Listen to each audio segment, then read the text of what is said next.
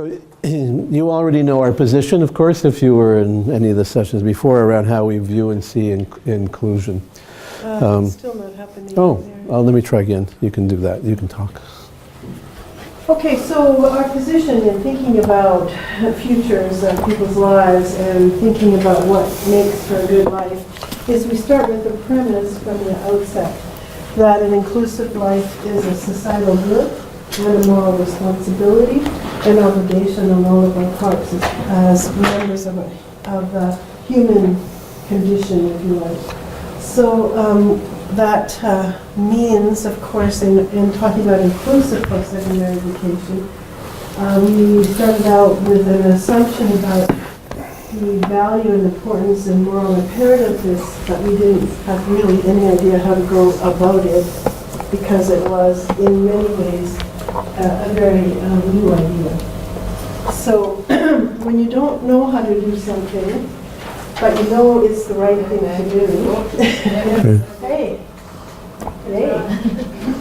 it leads you down a very interesting path. What it's not doing is recognizing the laptop. That's what the challenge is. It's not recognizing the laptop. Yep. It's big.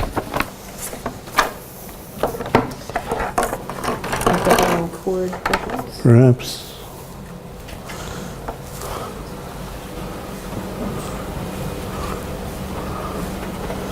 Well, you all want to come and huddle around our computer? We could do that.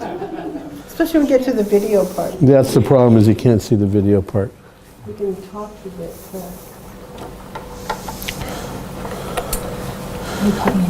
That one now, bring that one. You keep talking, I'll be back. I can't because I can't see the slide. Okay. Because you've got something going on there. That's right. I think what happened was you had the wrong one plugged in. Okay.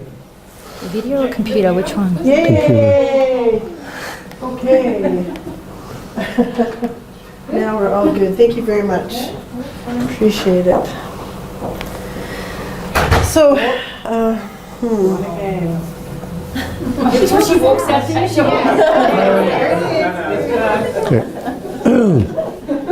Okay. Our position has always been, in sort of getting started in this bigger picture of inclusive life has been guided by the individuals with disabilities themselves and their families, and what it would take to create a more inclusive community for everyone.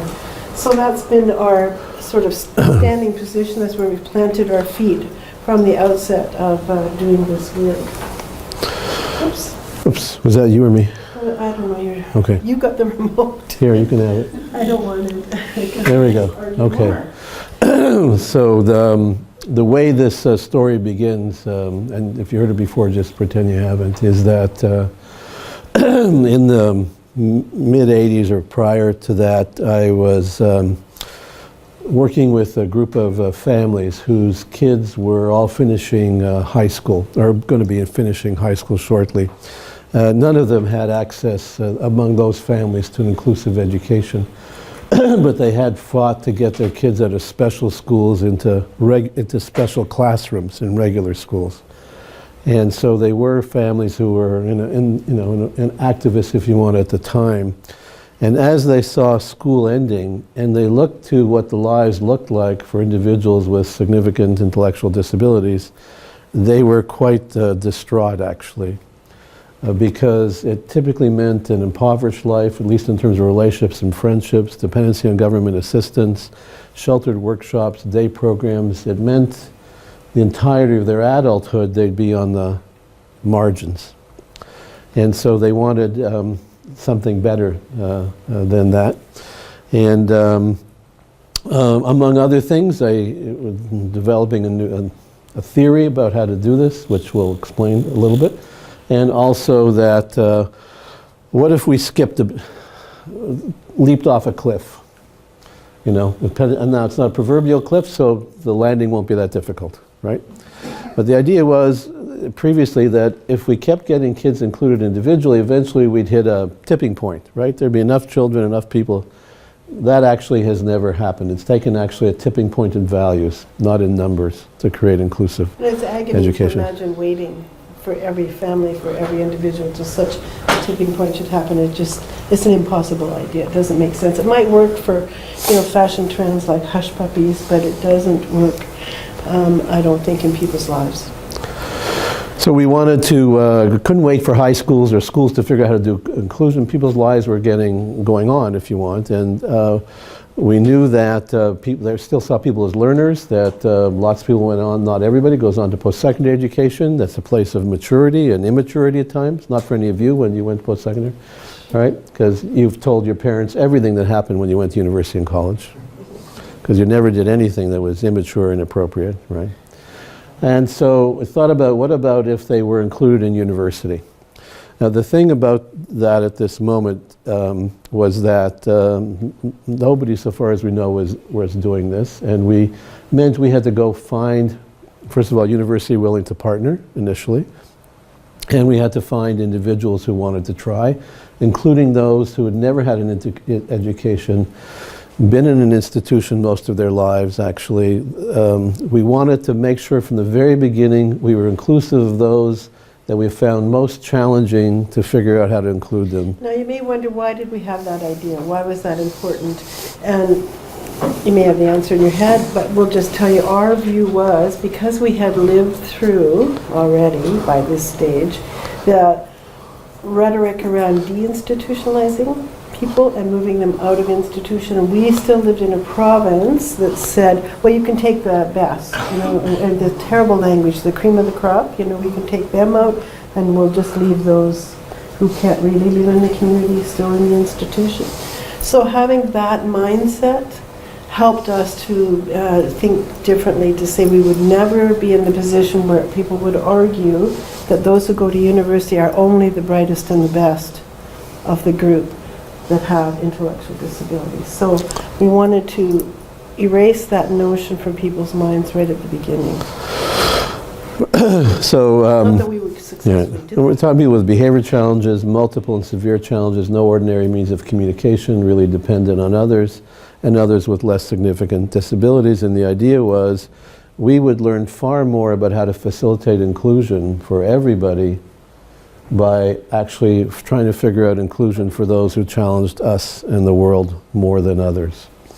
And that's sort of been our ethics since So the end then. of that story is what we'll try to tell you in between, but as you can see from this slide, the result is now we have 20 inclusive post-secondary initiatives across the province out of 26, 6. I think. I think you changed the number a bit, but anyway, publicly funded post-secondary institutions. We want to have all of those institutions be ready for people with intellectual disabilities who are not academically eligible. But at the moment, we don't have enough committed funding to go beyond the 3 new ones that are considering doing that at this time, but not yet ready with the money.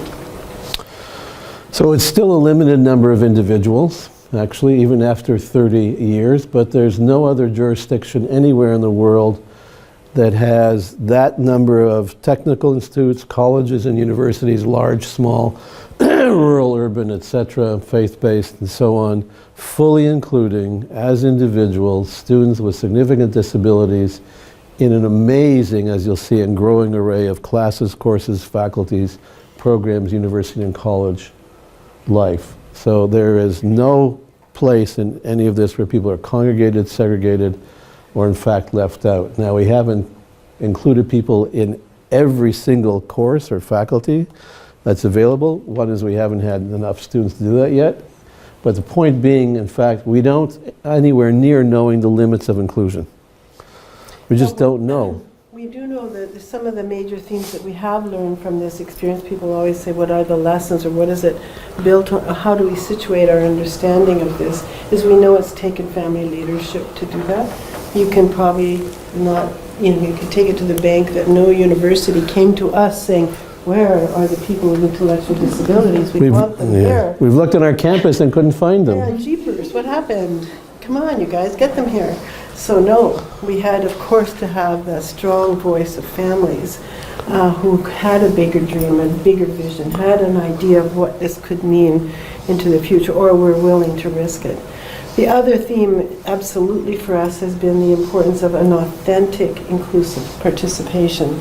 So that is not in some separate part of the campus, not in some separate course, not with a bunch of other people with disabilities, but authentically, fully included in classrooms with their same age peers in those areas of topics and interests that they have as students because they chose to be there.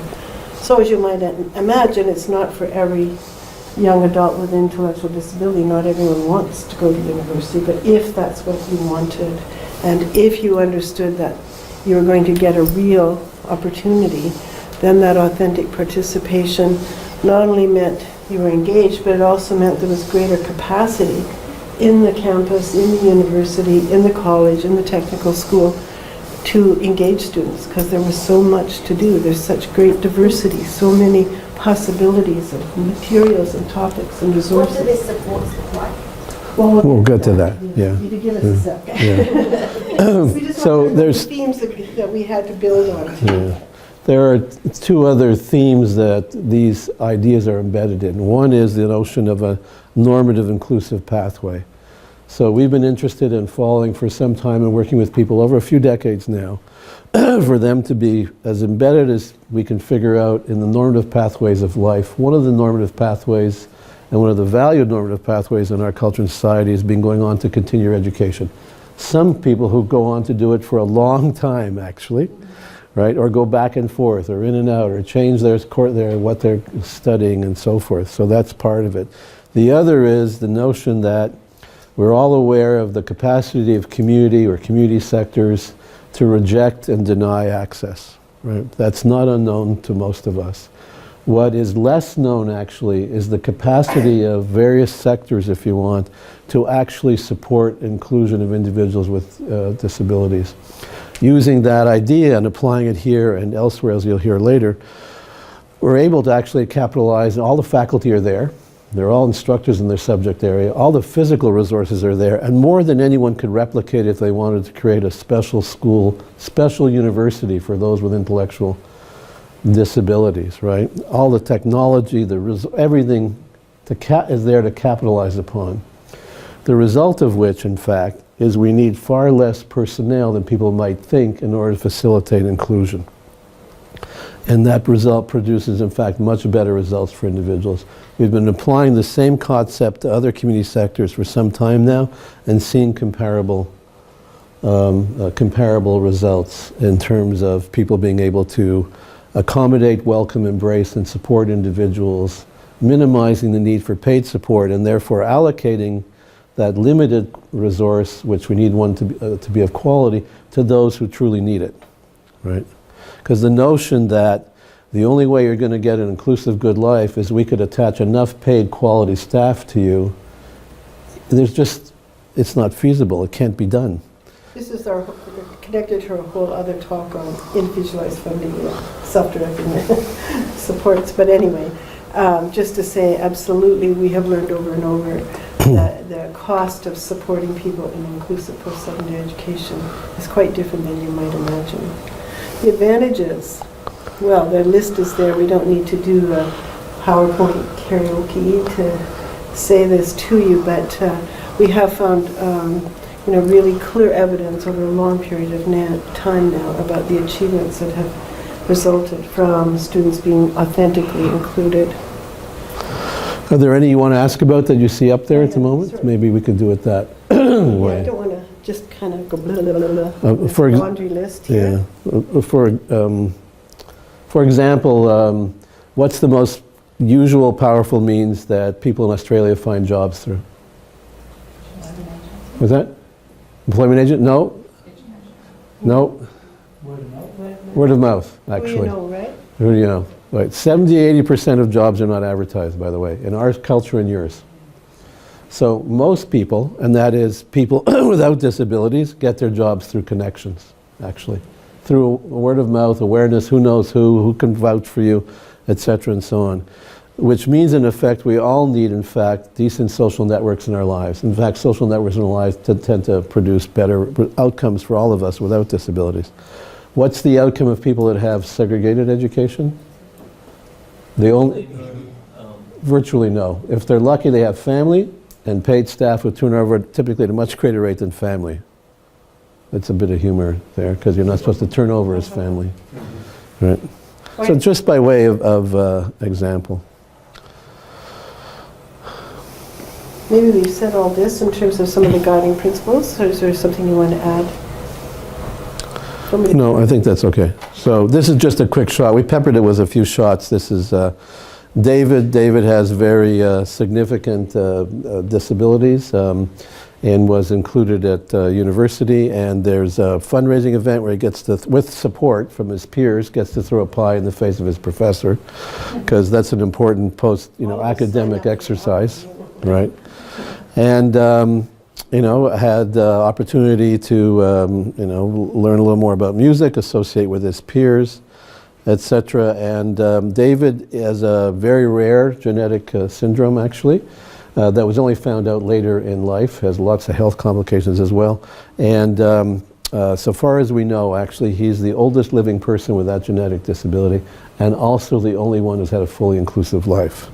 And his mom and dad and us would all agree that that fully inclusive life has been a really important safeguard to his length of life so far. So we're going to let the video speak to some of those, hope to just help define the supports that are available. But we will, of course, tell you a bit more about how that's done.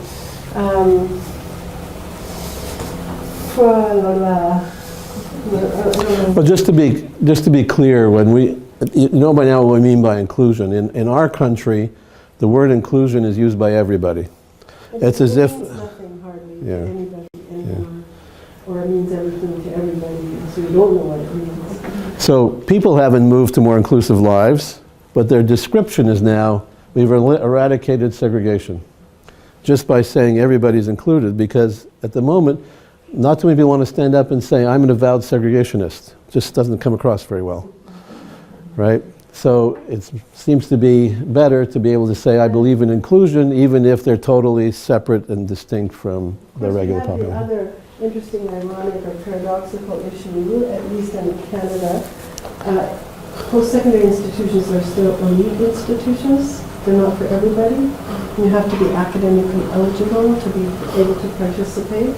So that's on the one hand, and on the other, we know post-secondary institutions have never had a history of segregated education. They don't come with that deeply rooted history of rejection of a certain group of the population, but keeping them still in the education system. So again, inclusive is a very interesting idea when it comes to post-secondary institutions. So you show the video? So yeah, there is a newer video, but I don't like it.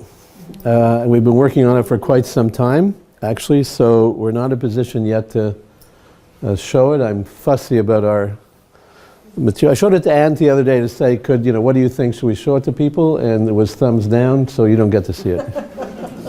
And we have to go back to the... It's not that we don't have an amazing amount of footage, it's just how to put it together to really tell the story. And if any of you have tried to tell a story through taking video, clips and everything, you know how important it is to get it right. So we thought we got this one better the first time. Sorry, I got to do the sound. Sound, okay. Did you have it turned down? You had it turned down maybe? Maybe, yeah, because of before. Yeah. So this is about 11 minutes, so... No, it's not turned down. You can put your feet up. I could turn the lights down a little bit. Do these have panels of lights maybe?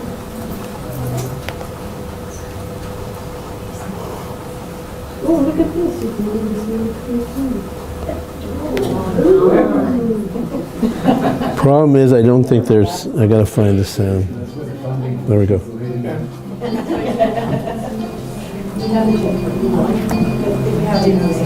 That's right. This is the story of inclusive post-secondary education in Alberta. where more post-secondary institutions than anywhere else in the world are including students with developmental disabilities. It begins almost 20 years ago when the first initiative to include students in post-secondary academic and campus life began. For students and their families, what had previously been unimaginable was now a reality. I knew something about colleges. I knew a group of families that were very disappointed in what the life outcomes looked like for their young adult sons and daughters and wanted a very different life, a more enriched life, a life where dreams might come true. And so I helped them to establish the first inclusive post-secondary education opportunity at a university anywhere, and here in Alberta. I had the good fortune of meeting a family who were very, very interested in having their son go to university. And he had a severe developmental disability, and they wanted him to attend university just as his brothers and sisters had done. Students with developmental disabilities, including those with significant disabilities, are fully included in regular university and college faculties, programs, and courses. Students are supported by their peers, taught by class professors and instructors, and complete as much of the coursework as possible. Students also participate in social and recreational life of the campuses where they attend. I would suggest to others if they want to go to college to do so, because it's a very good experience. You meet tons and lots of new people that you think you'd never be able to meet. I think in the last 5 years, Chris's involvement with the team, the players on the team, the coaches, the boosters, assistant coaches, I believe that because he has made such a good impression on all of them with his personality, I think that he has made many good social connections, whether it be connections in the community for job opportunities.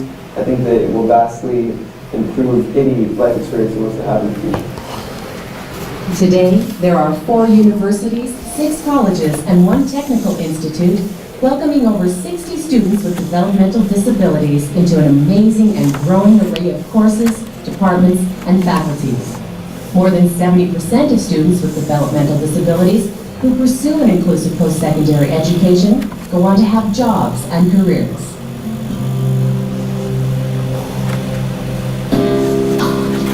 Funding is provided to enable each post-secondary initiative to have a small complement of staff to facilitate inclusion on campus.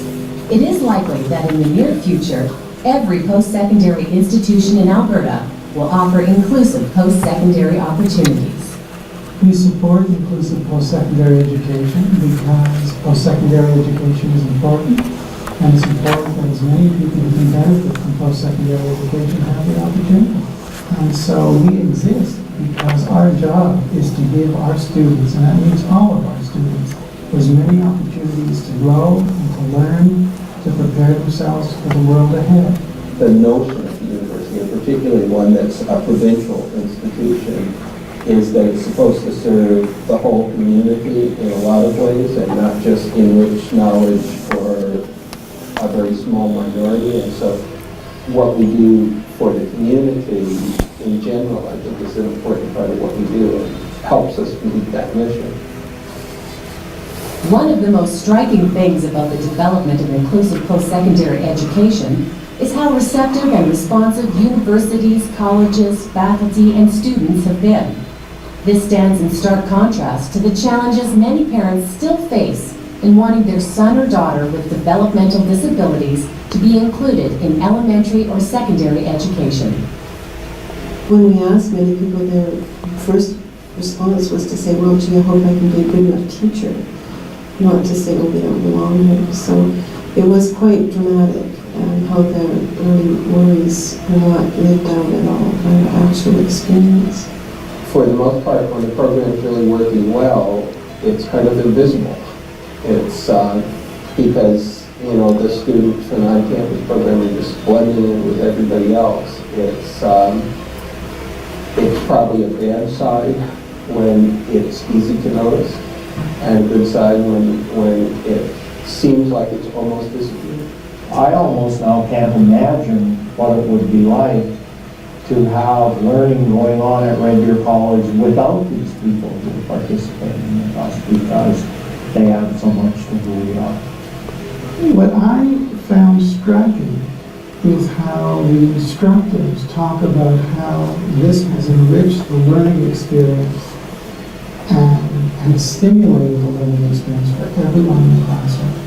Each and every student with developmental disabilities pursues their own individualized course of studies. Support in the classroom is offered by their non-disabled peers. There is never a shortage of university or college students willing to support a student with developmental disabilities.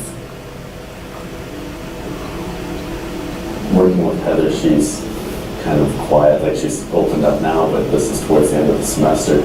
She was pretty reclusive at the start. It's a chance for someone like Stephen to develop a different kind of relationship that they might not normally have had an opportunity to. I think it broadens them out in terms of not only the educational experience, but also I think broadens them out as a human being. I found like there's some stuff that I didn't know about that she's actually shown me. She has a job outside of school in an art store, and I'm assuming it might be through that, or maybe from one of her other classes. She knew some stuff about painting and just how to mix paints that I had no idea what to do. So I get to learn from her. I guess I'm helping her. I get support with my studying, my assignments, getting to know my peers in my class. What kind of classes are we doing now? Music, yeah. And what's the other one? And we're doing that Arabic literature class. Yeah. If people are interested in participating in a class that I'm involved in, I see no reason to deny them that opportunity, because obviously there's an interest there on their part. In groups like this, which have a high-performance standard but a community aspect to them, I would say that this can enhance the sense of community within the group. Because frankly, the whole group is quite proud of Brian. And I always feel, whenever I mention his name and say, Brian, that was well done, they all shuffle their feet or clap.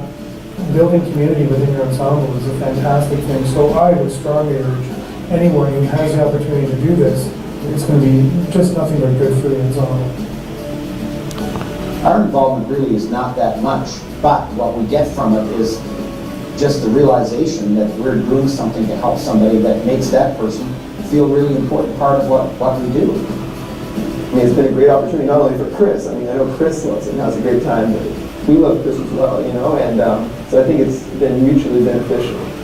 I'm going to go here to college, and I love it. When I was here, I was nervous, but after I started in here, I started to love it here. I like the way that a student comes into the classroom and then they're introduced so that the other students in the class know what's going on. All that is stated up front, so it's really not difficult for me to embrace this student, just like I would any other student. When I first started out at college, I was really excited. We would skate forward and backwards and practice and skills and a scrimmage. The class absolutely loves having Steve in there. It's he's a delightful personality, and he's very easy to get along with. He keeps things entertaining and upbeat, and the guys and the girls in the class react very well to him. Everybody's willing to help out. There was never a situation where there was always the same person helping them through the drills. I think it was a real positive experience for everybody. He's there to learn, he listens, and this is a good thing for everybody, because, disruptions in the class are uncalled for, and Steve hasn't ever disrupted our class. He's a positive influence on our class. Students' experiences don't stop with academics. A big part of the post-secondary experience includes involvement in campus life outside of the classroom. Steve is part of what they do on their free time. And if that isn't belonging, then I don't know what it is. He's got that positive aspect, and everyone is his friend, and everyone knows him, and just something to strive for. Everyone wants to be liked, and Steve is that guy. Honestly, I've had opportunities to get to know people with disabilities in the past who had never been interested in, not thinking they had really anything to offer me. Very selfish viewpoint, I know, but given the opportunity, I feel that I've learned a lot because Chris has a lot to offer. So it's been a great learning experience for me, and I've had occasion to speak to students, to the faculty members, and all of them describe it as a learning experience, and a growing experience, a maturing experience for everyone concerned. All I could tell another parent is that it has the potential to change your child's life as well as your own life. I never even graduated grade 12.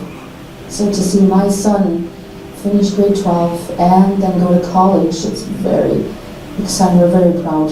We're bragging all the time.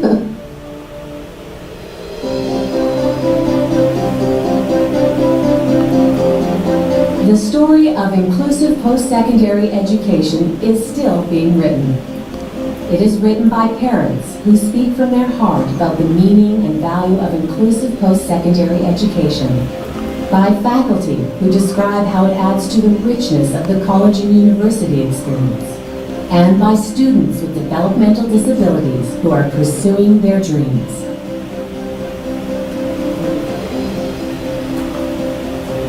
Crossing the stage was a really cool and great experience.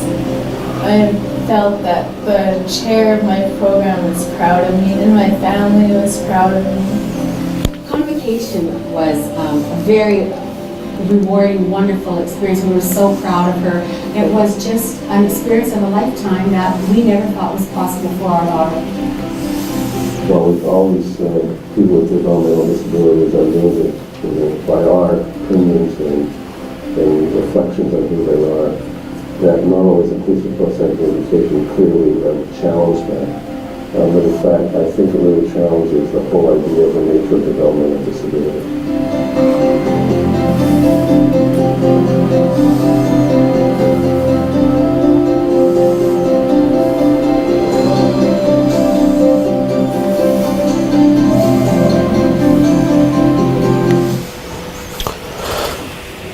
So there's all kinds of ways to think about this, actually. One is around the fact that so many individuals and families we know, say, upon birth or diagnosis, okay, would never dream that their son or daughter could be able to be included at university or college in you know, regular classes with regular faculty, etc. The result of which is, in fact, they're on a different pathway, and then their outcome is quite limited. The assumption we then make is that's what you can expect if you have a significant intellectual disability.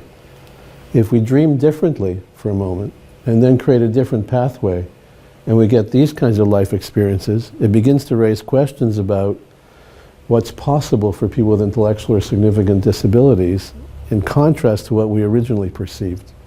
And so maybe, in fact, the disability is less important than our view of understanding of what life could look like if we pursued an inclusive pathway.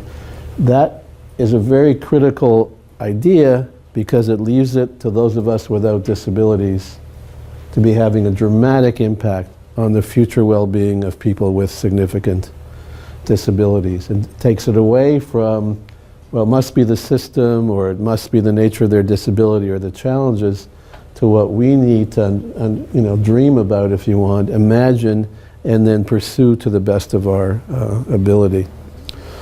What's quite striking about this is it was as if we were stepping into another world, because we have hardly ever had any resistance to inclusion in university and college. In fact, it keeps being the direct opposite. And this has been true, at least for those that have followed our model. Now, there's lots more people being on campus today, but usually they're only partly integrated or in special classes or doing life skills, etc.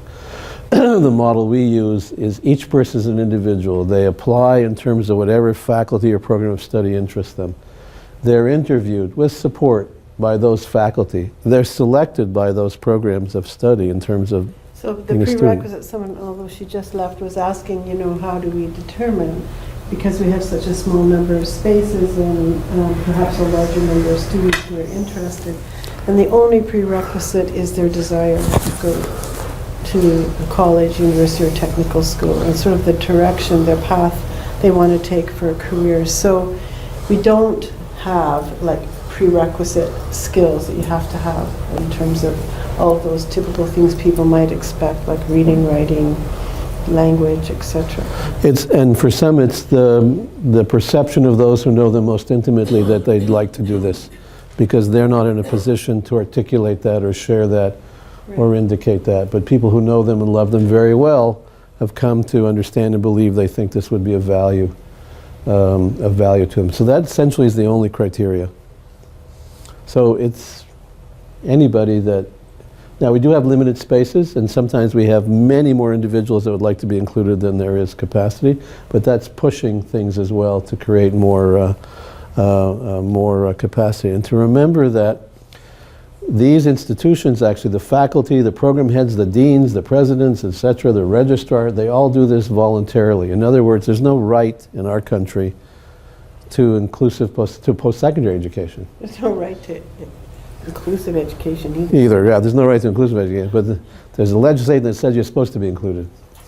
So you're actually seeing the ethic of inclusion being applied in the sense that if it's a laboratory, a biology lab, and there's only so many microscopes to go around, only so many seats at the table, they are in effect setting aside a seat for someone to participate who couldn't compete to enter. That means someone, in fact, who has, the right marks, if you want, or etc., doesn't get to go that year because somebody with an intellectual disability has been included. It also means that in the infrastructure of the post-secondary institution, the registrar, the admission people have to do that jigging that happens with how do you apply, how do you enroll, how do you get admission arrangements. And so that has also been a very interesting and rewarding experience to see how people will work together to figure that out. So the student has the authentic experience of enrollment. It's not done in any different way than any other student.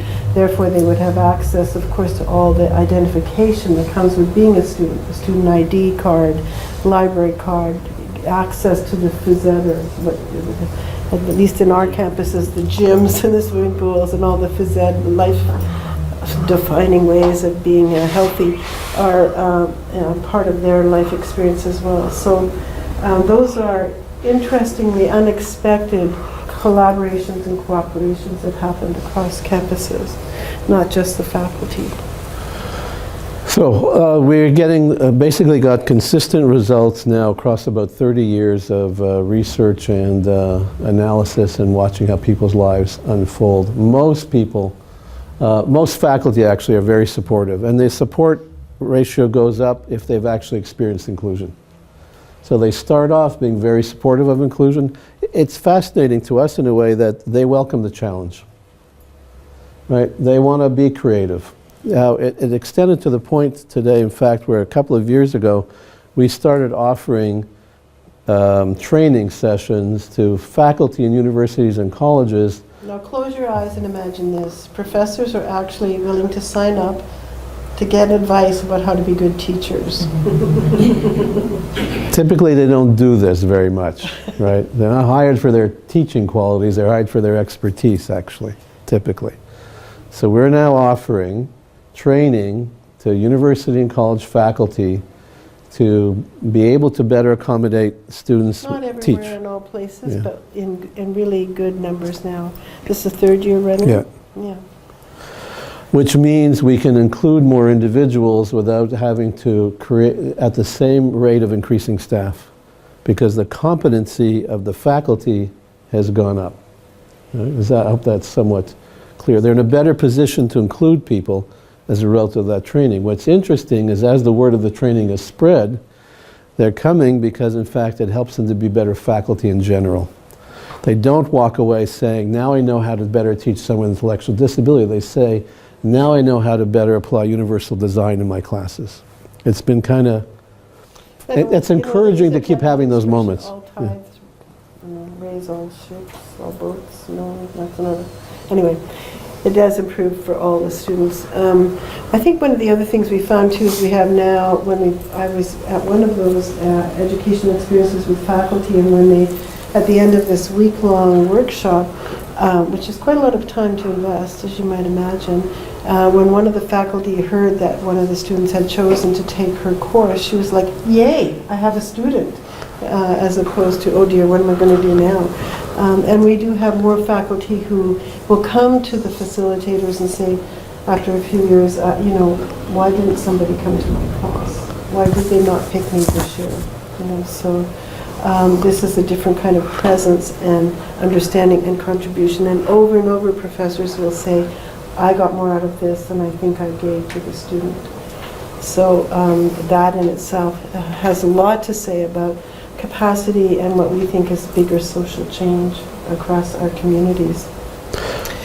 We think this is probably a good time for questions, right? Okay, the last comment then. For Mo. You get to have the last comment? No, they can ask questions in a second. Just the employment outcomes. Actually, we're getting typically now on average 80% employment More outcomes. than 70 now, yeah.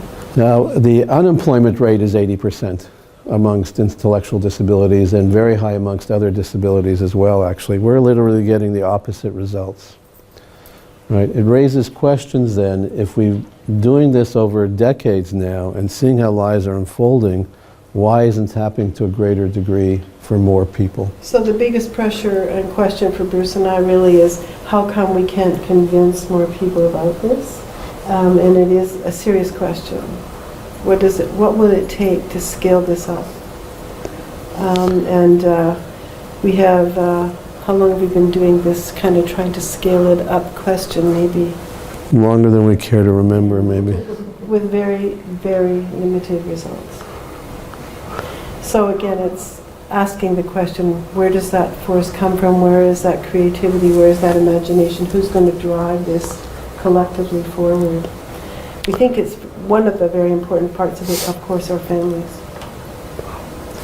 So, questions that arise in your mind? What haven't you heard you wanted to hear? Or? Couple of questions. Practical one, how does the funding work? Does it go to the institution or the individual? And secondly, my impression of the tertiary sector in Australia, and I assume it's similar all over the Western world, is that success in an academic career is driven by research, not by teaching. Is that happening in your part of the world, and is that having an impact on, you know? Those two things are happening in our world, but the idea of being driven by research and not teaching. But so far that hasn't had an impact yet on the growth in Alberta for post-secondary initiatives. Or anywhere else where they're following our model yet. Yeah, like in Sydney, for example. We're going to be meeting with Tricia and learning more about that's our impression so far. The funding model, we can talk about in various ways. Bruce can probably take this on, but we have had various approaches to the funding. Some has gone through the institution and some has gone directly through a nonprofit organization that supports the facilitators to support the students, and some has gone directly to individuals. So we've had various arrangements. We don't think there's a magic right way to do funding. So it sort of worked like this. This is what people want to be able to have access to. We want to support that, enable that. And it doesn't matter to us how the funding flows, we'll make it work. What the funding produces typically is, on average, is about one staff person for every 3 individuals being included. Those that have multiple and significant disabilities might also have a personal care attendant when and where they need that for their intimate personal support or interpretation. The least amount of that for the most amount of authentic connection with peers and others. But their role is primarily to assist the students and the peers to form the relationships to support each other. So they do group, if the class is one where they have projects or group presentations or practicums or field trips, they all do those things together through their peer-to-peer support. Some of those peer-to-peer supports sometimes result in friendships and relationships, but we look at friendships and relationships are emerging in other ways.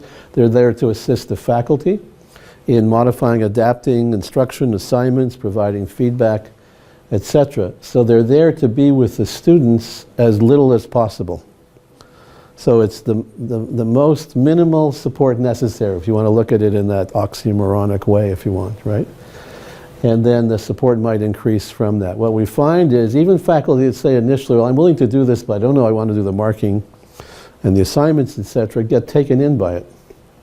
They become interested because the students are passionate learners, right? They're interested because they see the dynamics change in their classroom environment, actually.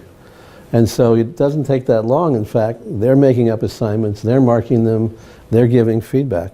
And then, as you see, crossing the stage and wearing the gown, they don't leave with a degree, right? They're not certificated, if you want. They leave with a recognition and a portfolio of all their successes. And many have jobs before they leave, actually. The vast majority have jobs before they leave and finish. They work during summer months where they're going to school. They pay their own tuition, or their families do, not unlike some of you, probably. And we have scholarships for those that don't have the financial resources. We've seen more and more faculty, just like they might do for their clinical students, help our students find employment, make connections for them, invite certainly their network to get to know the students. So that isn't unlike, at least my experience as a professor, I've helped many students get connected to employment in the same way that's happening for students with intellectual disabilities. And that's been done without being invited. That's just because people step up, because they recognize the potential and follow that. Most students go for, it's at university 4 to 5 years, because that would be typical time frame for the undergraduate degree. And in technical school, they might go for 2 to 3 years, depending on the type of study. The idea is that the student stays with their cohort, with their peers, so they know the same students and they connect with them over those years, just like most of us about this. And of the many mature age students?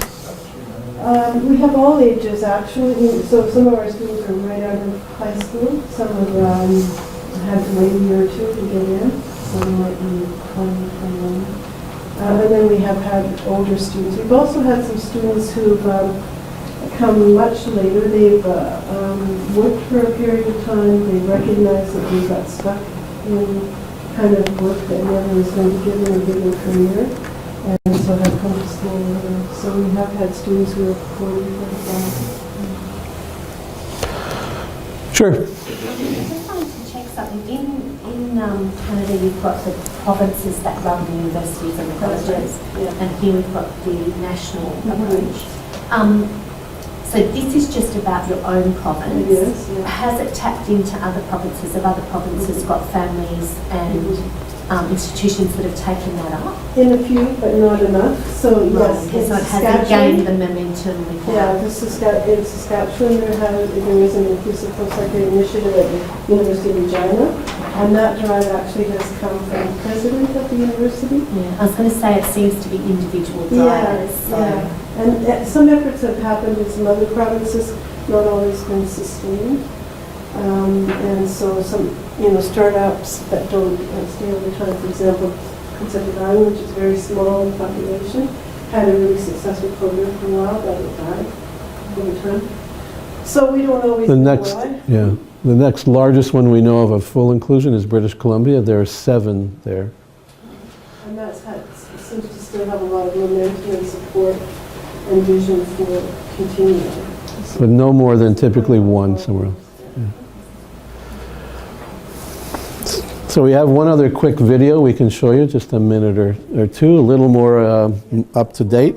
4 minutes. An individual story. Will it play? Nope, now I lost the slide.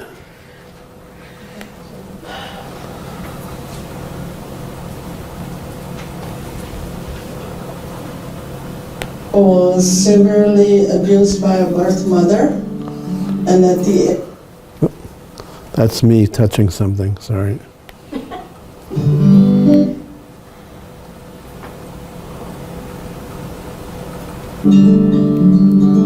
Alicia was severely abused by a birth mother, and at the age of 5 months we adopted Alicia. We knew all her medical history before she got adopted.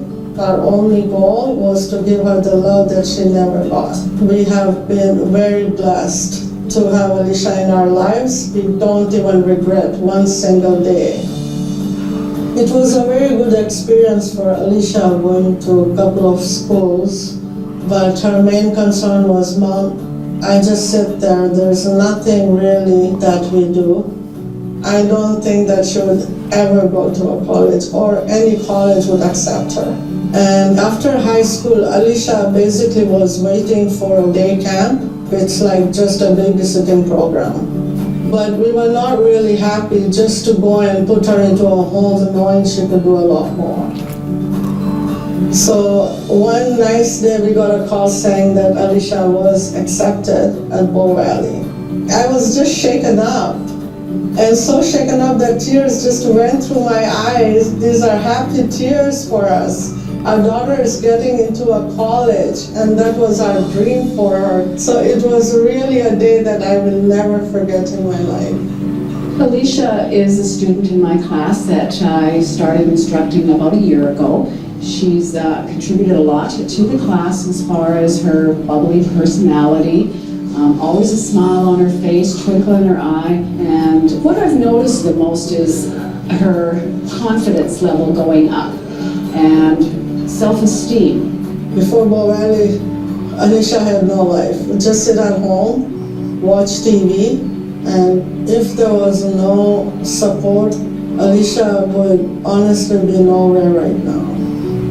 It's been wonderful for Alicia when we see Alicia coming home and she's all happy and texting me, Mom, tomorrow what time am I going to Bow Valley?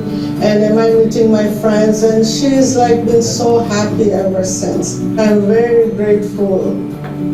My life is a lot different now. I have made a lot of friends, go to places, bowling, movies. With my experience, I got a job in the summer at 2 companies. One of them was the Heart and Stroke Foundation and the other was Handy Enterprises. It made me feel important and smart.